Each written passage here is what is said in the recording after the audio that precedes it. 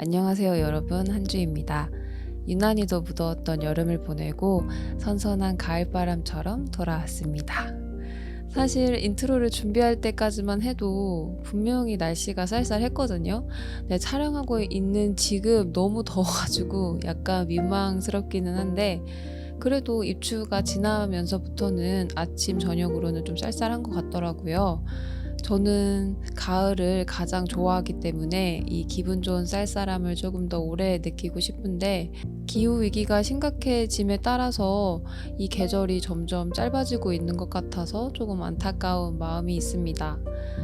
우리가 안일하게 생각해왔던 이런 환경 문제들이 우리의 삶에 직접적으로 영향을 주고 있고, 또 코로나가 유행하면서 어떤 대면 활동이 제한되고 그로 인해서 자동화라던가 인공지능의 그런 기술들이 급격하게 성장하면서, 이때 우리가 분명하게 느낄 수 있는 건 기존의 삶의 방식으로는 그대로 살아갈 수 없다라는 걸 생각하게 되는데요.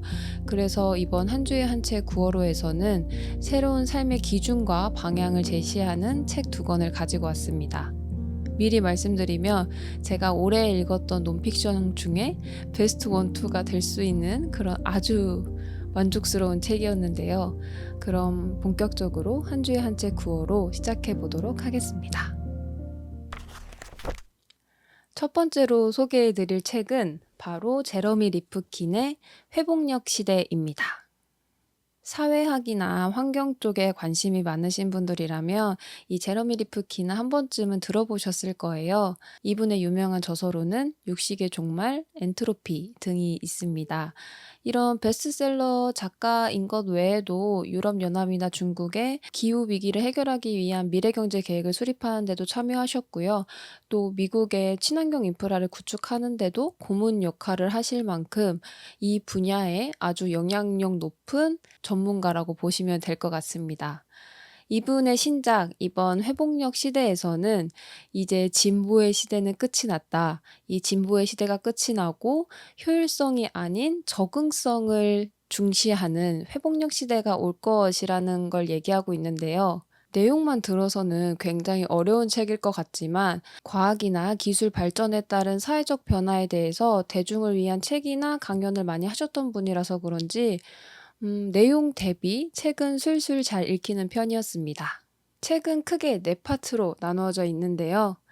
1장 효율성 대 엔트로피, 현대성의 변증법에서는 우리가 그동안 중요시 여겼던 효율성이라는 기준이 얼마나 허술하고 문제가 많은 기준이었는지에 대해서 이야기하고, 또 이런 것들이 여러 산업군에서 어떻게 발현되었는지에 대한 이야기가 나오고 있습니다. 2장 지구의 자산화와 노동력의 빈곤화에서는 모든 생명의 공통의 삶의 터전이었던 지구가 어떻게 개인의 자산으로 바뀌게 됐는지, 또한 효율성을 중시하는 자본주의 사회에서 노동자의 힘이 어떻게 약화되고 결국 이 사태는 어떤 문제를 발생시킬 수 있는지에 대해서 이야기합니다. 3장 우리가 어떻게 여기에 지구상의 진화에 대한 재고에서는 과거 효율성을 중시하기 전 인간들은 어떻게 살아왔는지, 그러니까 회복력 시대를 살아갈 우리, 다시 야생으로 돌아가기 위한 힌트를 얻을 수 있는 모습들을 이야기하고 있고요.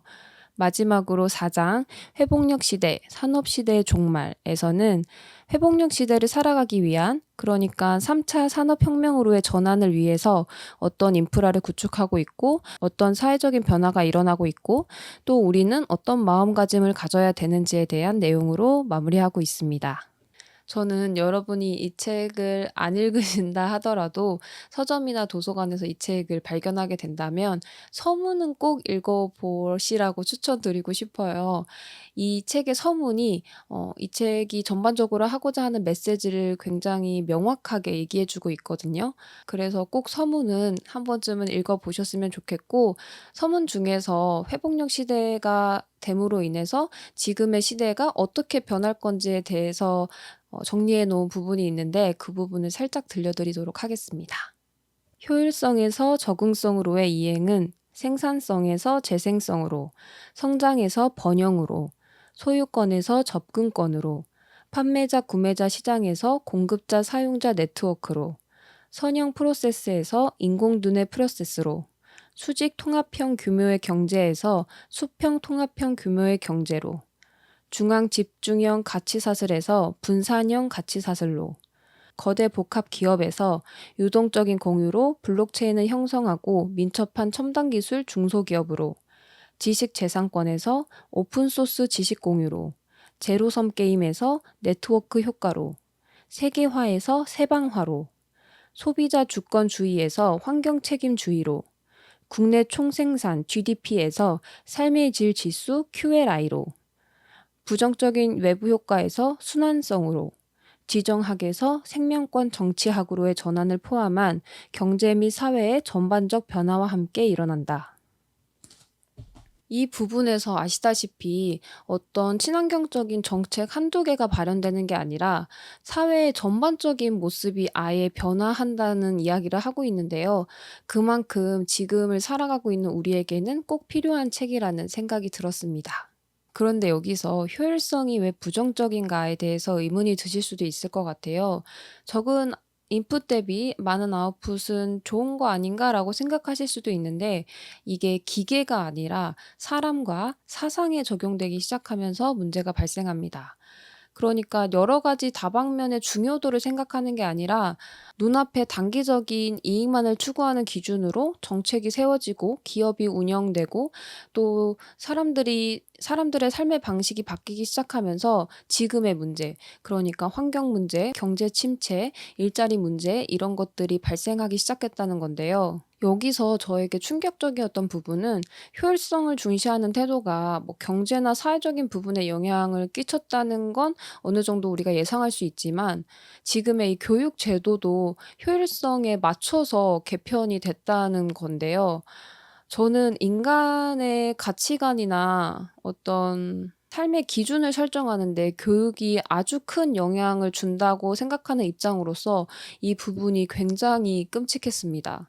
과거의 교육법을 생각해 보면 일단 선생님의 영향이 절대적이었고 또 어떤 진리나 의미를 찾아가는 기준이었는데 그런 것들이 자본주의 사회에서는 쓸모가 없고 또 이렇게 개별화된 학습이 비효율적이다라고 생각이 들면서 어떤 교육의 내용을 표준화시키고 교사는 그 표준화된 내용을 전달하는 방식으로 교육 제도가 개편됐다는 거예요.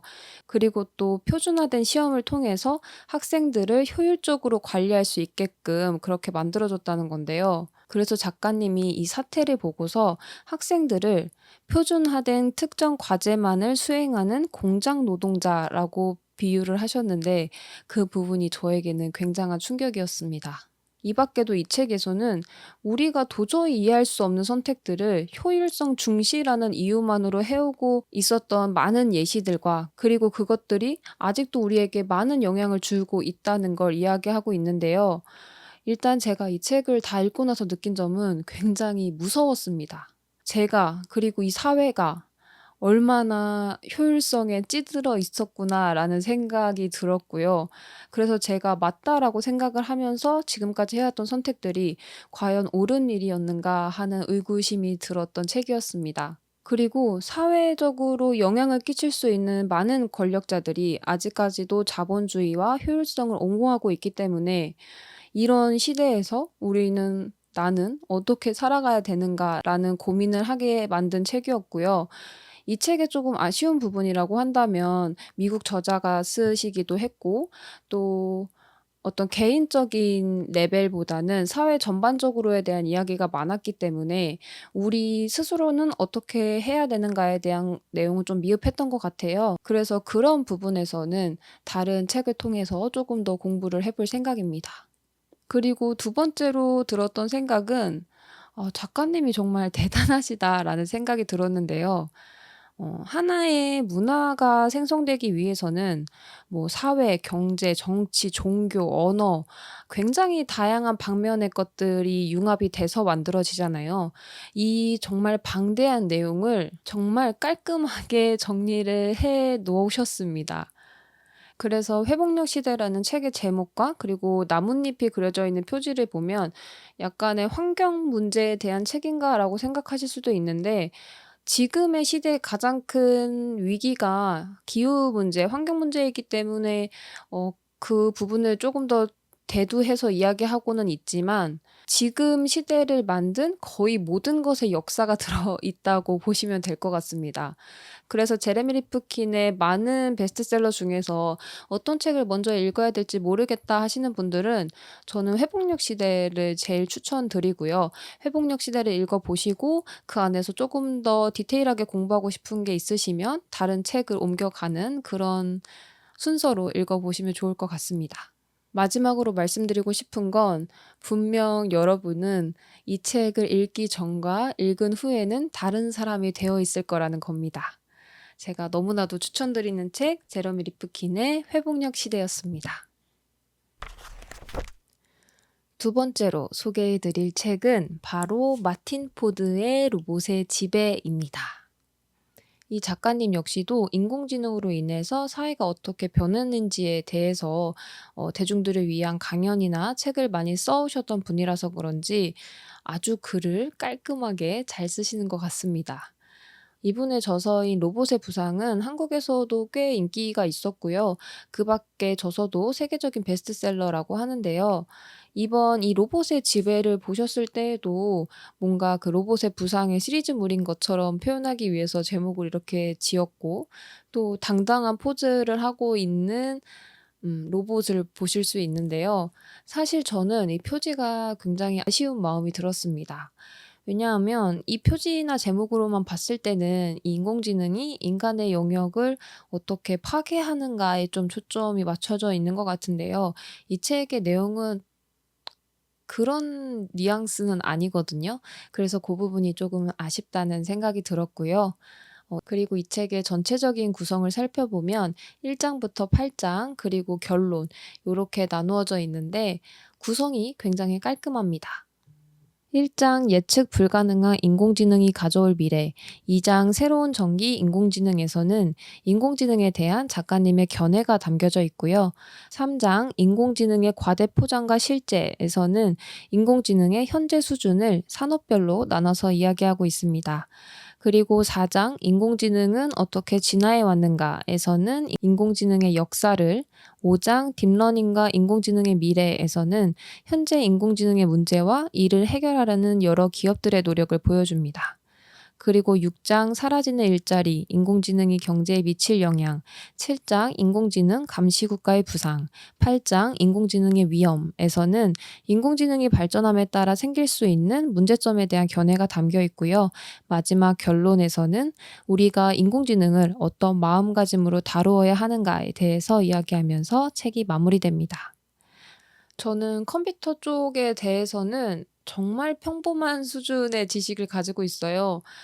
아니면 요즘 교과 과정에서는 코딩을 정규 과정으로 하고 있다고 하니까 그것보다도 더 낮은 수준의 지식을 갖고 있다고 말씀드릴 수 있는데 이런 제가 읽어도 아무런 불편함이 없었던 책이었습니다. 그러니까 어떤 인공지능의 기술에 초점을 맞춘 게 아니라 어떤 기술로 인해서 어떻게 사회가 변화됐고 어떤 사회의 변화를 일으킬 수 있는지에 대해서 이야기하는 책이기 때문에 다른 분들도 쉽게 읽을 수 있을 거라는 생각이 들고요.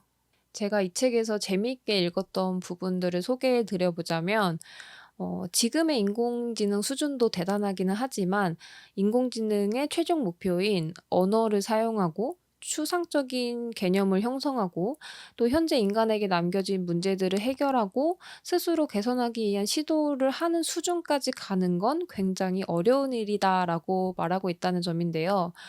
챗GPT를 예를 들어 보면 우리가 궁금한 점에 대해서 굉장히 빠른 시간 내에 답을 내주고 또 여러 챗봇 같은 것을 보면 어느 정도의 대화가 가능한 수준이잖아요.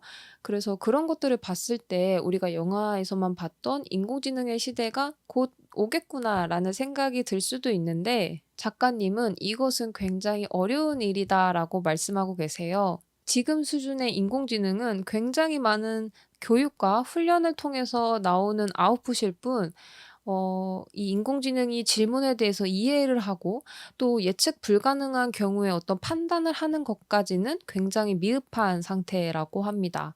근데 여기서 또 재미있는 점이 이런 것들에 대한 해결책을 찾기 위해서 인간의 뇌를 활용한다는 건데요.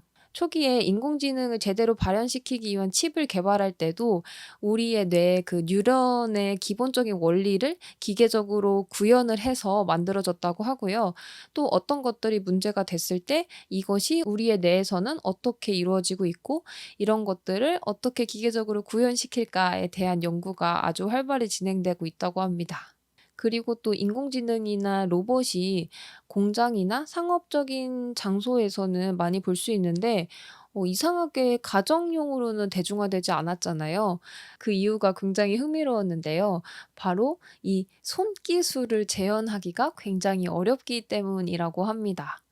예를 들어서 우리가 냉장고에 있는 귤을 꺼내 먹는다고 생각을 해 보면 우리는 냉장고 문을 열고 귤을 집어서 껍질을 까서 입에 넣는다. 굉장히 어렵지 않은 활동이잖아요. 그런데 로봇으로 이 활동을 구현하기 위해서는 일단 냉장고 문을 열 때 그 문을 열 때의 힘을 버틸 수 있는 어느 정도의 무게가 있는 로봇이어야 되고요. 그다음에 이 귤을 집을 때도 어느 정도의 압력으로 집어야 되는지가 일일이 계산이 돼야 된다는 점입니다. 그래서 물컵을 집을 때, 귤을 집을 때 이런 것들이 다 달라야 하잖아요. 우리는 이게 자동으로 알아서 이루어지는 활동이지만 로봇에서는 일일이 다 계산을 하고 일일이 다 교육을 시켜야 된다는 점이죠. 그리고 또 공장 같은 경우에는 어느 정도 로봇의 예측 가능한 만큼의 그런 수준으로 환경을 만들어 줄 수 있는데 가정에서는 예측 불가능한 일들이 너무 많이 일어나고 있기 때문에 아직까지는 그 기본적인 일을 제대로 수행할 수 있는 로봇을 만들기 힘들다는 거고 비슷하게 만들더라도 사람들에게는 그렇게 큰 매력으로 다가오지 않는다는 거죠. 그리고 또 인공지능에 대해서 우리가 제일 두려워하는 게 아무래도 일자리 문제일 것 같아요. 뭐 아마존이나 이런 곳에서는 벌써부터 그런 단순 노동을 로봇으로 대신하고 있기도 하고 그래서 우리가 그 인공지능이 일자리를 대체하는 걸 생각했을 때 단순 노동을 하는 블루카라 노동자들을 많이 생각하게 되잖아요.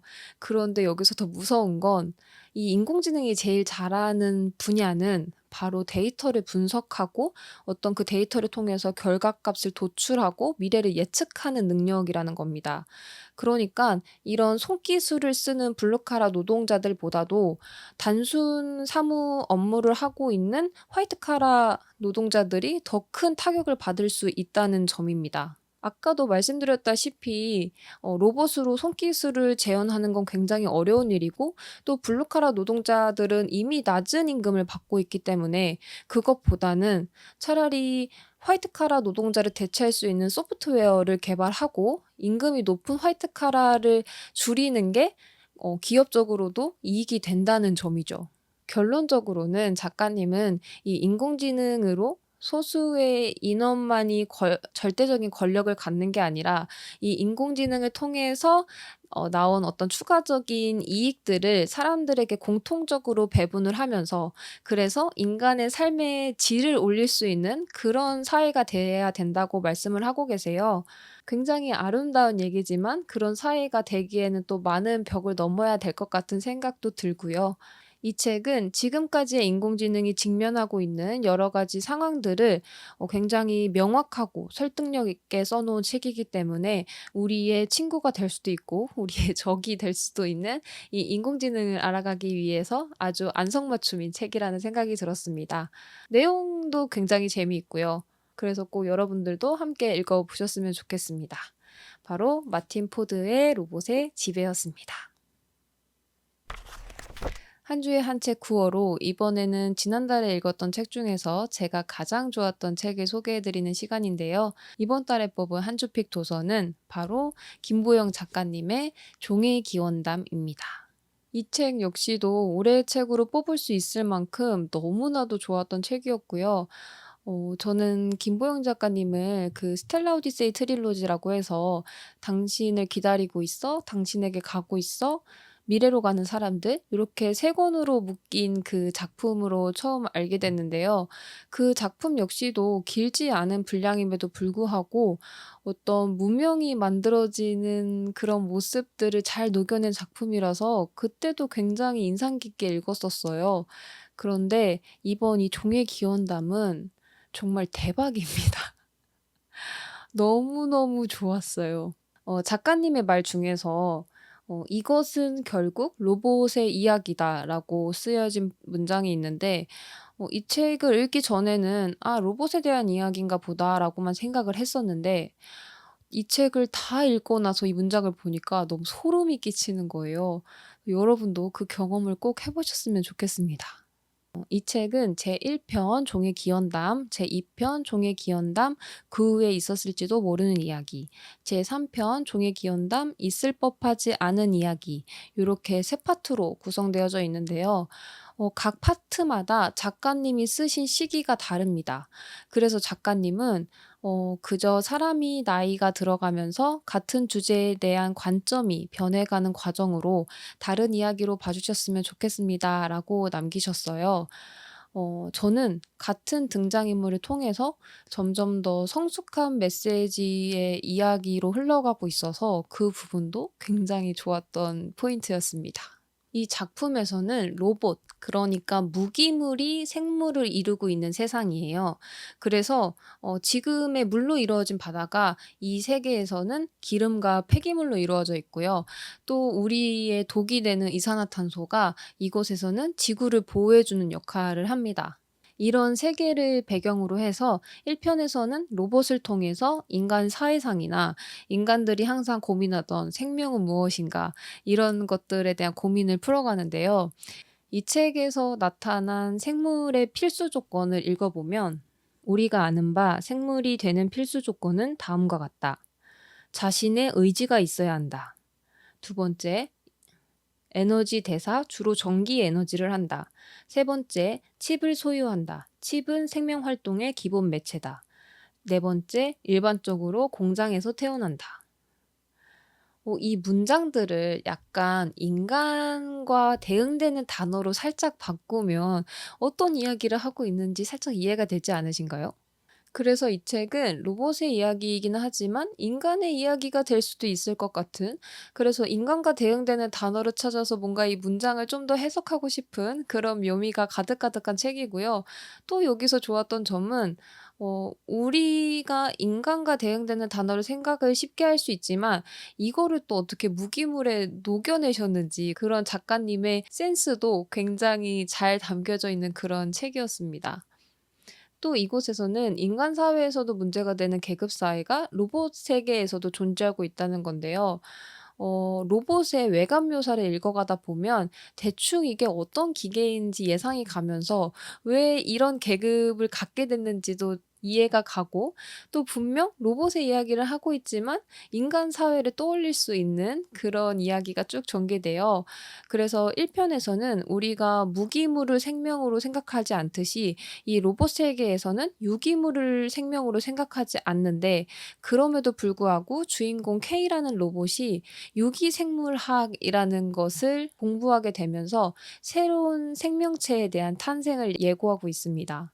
그리고 그 뒤로도 인간이 하는 철학적인 고민들, 그리고 지구 환경 이슈, 또 인간다움, 그러니까 여기서 로봇다움이겠죠. 그런 것에 대한 사유가 담긴 장면들이 쭉 나오고요. 또 우리가 이미 기계나 무기물에 대해서 갖추고 있는 인식과 이 책의 스토리가 부딪히면서 뭔가 저만의 해석을 만들어가는 것도 너무나도 재미있더라고요. 그리고 또 마지막 편의 결말이 저의 가치관과 굉장히 비슷한 면이 많아서 어 뭔가 더 크게 공감을 하면서 읽을 수 있었고요. 몰입도, 스토리, 사건을 해결해 나가는 떡밥 회수까지도 모든 게 완벽했던 소설이었고요. 정말 너무나도 좋았던 책이니까 꼭 한번 읽어 보셨으면 좋겠습니다. 김보영 작가님의 종의 기원담이었습니다. 한 주에 한 책 구어로 이번에는 신간을 추천드리는 시간인데요. 제가 가지고 온 책은 엄살원 밥만 먹여 돌려보내는 엉터리 의원입니다. 아무래도 신간을 추천드릴 때에는 조금 더 신박하고 흥미로운 책을 집어들게 되는데요.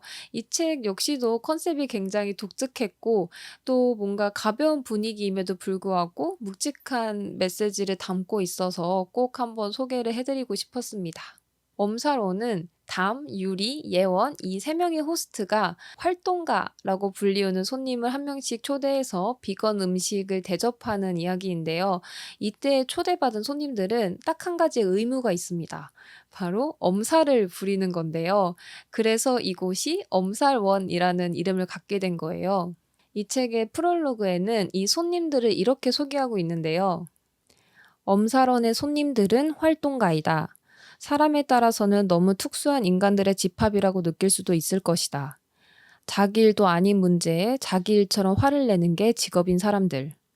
여성, 장애인, 성노동자, 퀴어, 빈민, 홈리스, 청소년, 동물의 이야기가 곧 나의 이야기이기도 하다고 굳게 믿는 감각 이상자들. 비관할 구석이 가득한 세상에서 냉소를 통해 똑똑해 보이기를 선택하지 않은 사람들. 너무 순진한 게 아니냐는 의심의 눈초리를 감수하면서 굳이 어떤 희망을 가져보기로 한 사람들.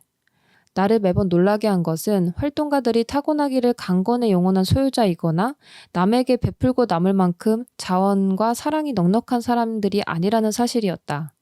도리어 그들은 아프고 취약하며 그렇다는 이유로 미움받은 역사 또한 긴 사람들에 가까웠다. 그렇다면 왜? 자기를 돌보아도 모자랄 시간에 왜 이런 사람들은 남을 돌보겠다고 오지랖을 부리는 걸까? 이렇게 주변의 사람들을 자신처럼 소중하게 여기는 사람들에 대한 이야기인데요. 그래서 이 책의 게스트로는 성노동자 해방행동 주홍빛 연대 차차 활동가 여름씨, 그리고 전 디지털 성폭력 피해자를 지원하는 피해지원 활동가 쪼이씨, 국회의원 보좌관이자 콘텐츠 노동자 준짱씨, 21대 국회 정의당 비례대표 국회의원 정혜영씨, 또 새벽 이생 추월이 활동가 무모씨, 전 기후위기 비상행동 사무국 활동가이자 음악가 미어캣씨가 등장합니다. 이 중에서도 제가 인상 깊게 읽었던 대화는 바로 쪼이님과 쭌짱님의 대화였는데요.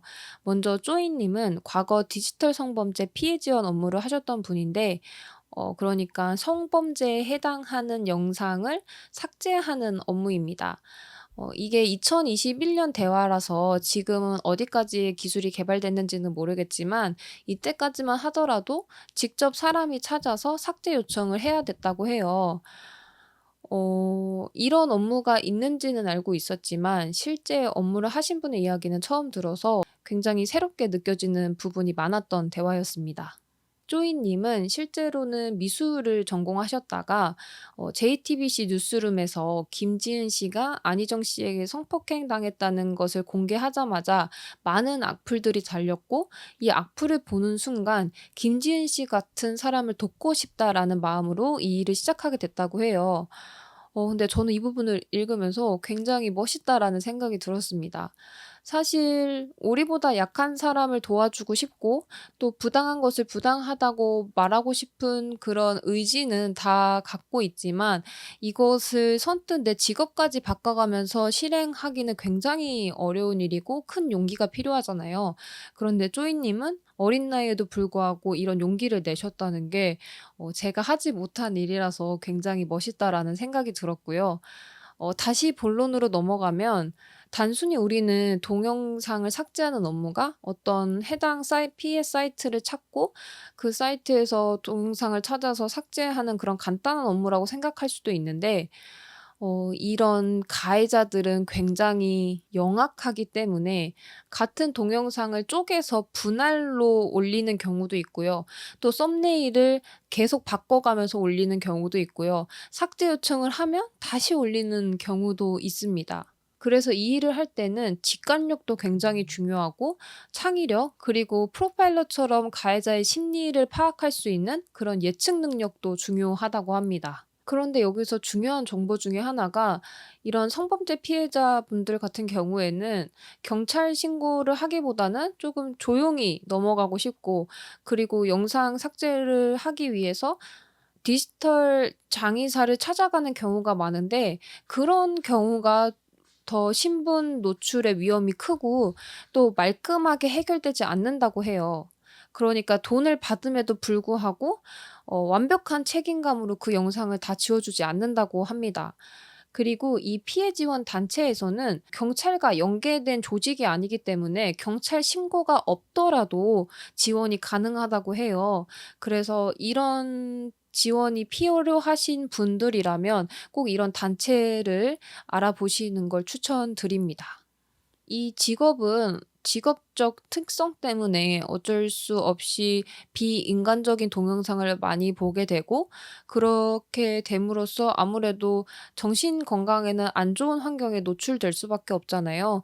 그래서 정신적인 문제부터 시작해서 반복적인 모니터링으로 인한 시력 손상도 많이 되고, 또 우리가 어디가 아프다라고는 말할 수 없지만 우리가 예를 들면 역한 것을 봤을 때 가슴이 답답해지는 것처럼 진단명을 내릴 수 없는 그런 추상적인 고통들을 많이 경험하신다고 해요. 그래서 이 부분을 읽어가면서 제가 너무나도 좋아했던 그 레슬리 제이미슨의 공감 연습이라는 책에서의 그 일부분도 생각이 났고요. 그러니까 명확하지 않는 타인의 고통을 우리는 어떻게 공감할 것인가에 대한 문제를 다시 한번 생각해 볼 수 있는 부분이었습니다. 그리고 이 책의 전반적인 내용이 또 비거니즘에 대한 이야기를 담고 있고요. 또 각 파트마다 아주 맛있어 보이는 비건 레시피도 함께 담겨져 있습니다. 그래서 비건에 좀 관심이 있으신 분들도 재미있게 읽으실 수 있을 것 같고요. 또 활동가가 아니면 알 수 없는 그런 내부적인 이야기들도 아주 솔직담백하게 얘기하시더라고요. 그래서 그런 부분도 굉장히 재미있었던 책이었습니다. 이 엄살원이라는 책 자체가 위고에서 점선면 시리즈라고 하는 시리즈물 중에 하나예요. 근데 이 시리즈에서 나오는 책들이 우리의 사회에서 꼭 다뤄야 될 문제들의 중심에 있는 사람들에 대한 이야기가 담겨진 책들이 많기 때문에 이 시리즈도 꼭 한번 관심 가지고 봐 주시면 좋을 것 같습니다. 그래서 이번 한 주에 한 책 신간 추천에서는 위고에서 나온 엄살원을 소개해 드렸습니다. 한 주에 한 책 구어로 이번에는 제가 지난달에 애용했던 어떤 것을 소개해 드리는 한 주의 기타 등등 시간입니다. 한 주에 한 책을 오랜만에 올리는 만큼 요 근래 저에게 힐링을 줬던 힐링템들을 몽땅 가지고 왔는데요. 첫 번째로 제가 소개해 드릴 힐링템은 바로 가을 하늘입니다. 여러분 혹시 요즘에 하늘 올려다보신 적 있으신가요? 요즘 제 사진첩은 다 하늘 사진으로만 가득한데요. 이게 가을이 되다 보니까 하늘이 높아지기도 하고 그 높은 하늘 가운데 엄청나게 큰 뭉게구름들이 가득가득하면서 아주 장관을 이루고 있습니다. 그리고 제가 구름을 보기 가장 좋아하는 시간대는 바로 일몰 시간대인데요. 정말 다양한 색감의 노을이 지면서 진짜 너무너무 멋있습니다. 그래서 여러분들도 꼭 일몰 시간에 하늘 한번 구경해 보시는 걸 추천드리는데요. 다른 계절보다 이 가을에 이 멋있는 노을을 볼 수 있는 이유가 이 다양한 빛을 내는 게 햇빛이 산란되면서 이루어지는 건데, 이 산란은 건조할수록 더 빛이 진하게 보인다고 해요. 그러니까 가을이 되면서 건조해지기 시작하면서 이 빛이 더 진하고 멋있게 발현되는 거죠. 그래서 요즘은 그냥 창문 열고 하늘만 바라봐도 너무나도 힐링을 받고 있기 때문에 첫 번째 힐링템으로는 가을 하늘을 소개해 드려 보고 싶었고요. 그리고 제 두 번째 힐링 아이템은 바로 이베넛에서 나온 호두정과입니다. 제가 이번 여름에 제주도로 여행을 갔었어요. 그래서 거기에서 만난 사장님이 서비스라고 이제 호두 직접 만드신 호두정과를 주셨는데 그게 너무 맛있는 거예요. 그래서 집에 오자마자 다른 기성품으로 된 호두정과를 몇 개 사 먹어 봤는데 그게 기성품이라서 그런지 뭔가 눅눅하고 너무 달고 그때의 맛을 재현할 수 있는 호두정과가 없는 거예요. 그러다가 제가 자주 가는 바틀샵 사장님이 이 호두정과가 새로 나왔는데 한 번 뜯으면 멈출 수가 없다는 거예요. 그래서 저도 속눈썹 치고 한번 구입을 해 봤는데 그때 그 제주도에서 먹었던 호두정과 맛이 나는 거예요. 그래서 요즘은 그 이베넛 홈페이지에서 직접 구매를 해서 사 먹고 있는데 요즘 저를 살찌우게 하는 힐링템이라서 꼭 소개를 해 드리고 싶었습니다. 이베넛에서 나온 호두 정과를 추천드리는 이유가 첫 번째로는 유기농 설탕을 사용했다는 점인데요. 그래서 그런지 인위적인 단맛이 아니라 정말 너무 달지도 않고 이 호두만의 그런 씁쓸함과 잘 어울리는 단맛이라서 이게 너무너무 맛있고요. 두 번째로는 종류가 다양하더라고요. 그래서 호두도 있고 아몬드도 있고 피칸도 있고 이 세 가지 견과류 중에 좋아하시는 걸로 골라서 드셔도 좋을 것 같습니다. 근데 저의 취향으로는 호두가 제일 맛있었고요. 아몬드 그다음 피칸 순으로 맛있었어요. 그래서 아몬드는 뭔가 그 호두보다는 씁쓸함이 덜하기 때문에 이 단맛과의 조화가 어 어느 정도 예상 가능한 그런 맛이었고 피넛 같은 경우에는 제 입맛엔 쪼금 달더라고요. 그래서 호두는 꼭 한번 드셔 보셨으면 좋겠고 이 호두 정갈을 맛있게 드시는 팁을 하나 알려드린다면 꼭 냉동 보관을 해서 바로 드시면 맛있습니다. 이게 절대로 딱딱하게 굳지 않거든요. 그래서 냉동 보관을 해서 바로 먹으면 이 시원함과 달콤함과 고소함이 잘 어울려져 가지고 너무너무 맛있더라고요. 그래서 꼭 냉동 보관을 해서 드셔 보셨으면 좋겠습니다. 그리고 이제 마지막으로 소개해 드릴 제 힐링템은 바로 트레킹입니다. 요즘 제가 트레킹에 빠져서 주말마다는 꼭 항상 나가려고 하는 것 같아요. 이 트레킹이라는 의미가 사실 사전적 의미로 보면 굉장히 긴 시간 동안의 이동을 뜻하는데 사실 한국에서의 트레킹은 한 2-3 시간 정도를 뭔가 등산보다는 덜 빡세고 산책보다는 운동이 되는 그런 수준의 활동을 얘기하는 것 같더라고요. 제 경험을 말씀드려 보자면 요 근래에 제가 가평에 인연산에 있는 용추 계곡을 따라서 올라가는 코스로 한번 가 봤는데 그 코스가 초보자도 쉽게 갈 수 있고 또 보는 눈도 즐겁고 계곡 소리를 함께 들으면서 올라가니까 귀도 즐거운 그런 코스였고요. 그리고 또 제가 수원에 살다 보니까 유명한 게 이 수원산성 코스거든요. 이 수원산성은 또 야경이 그렇게 멋있습니다. 그래서 아직까지는 낮에 많이 더우니까 해가 지고 나서 트레킹을 가고 싶으신 분들은 이 수원산성 코스도 굉장히 추천드립니다. 한 주에 한 책 구호로 지금까지 새로운 삶의 기준을 제시해주는 책 2권, 회복력 시대와 로봇의 지배, 그리고 이번 달 한 주 픽 도서 김보영 작가님의 종의 기원담, 신간 추천으로는 엄살원을 소개해드렸고요. 제 3가지 힐링템으로 가을 하늘, 이베넛의 호두정과, 그리고 트레킹을 이야기해 보았습니다. 제가 영상을 너무 뜨문뜨문 올리고 있기 때문에 대부분의 댓글들이 "아 오랜만이에요. 오랜만에 반가워요." 이런 댓글이 많더라고요. 그래서 잊지 않고 오셔서 저한테 이런 댓글 남겨주시는 거 너무너무 감사하고요. 인사해 주시는 김에 여러분들의 힐링템이나 아니면 좋았던 책 같은 거 소개해 주시면 저도 너무너무 감사할 것 같습니다.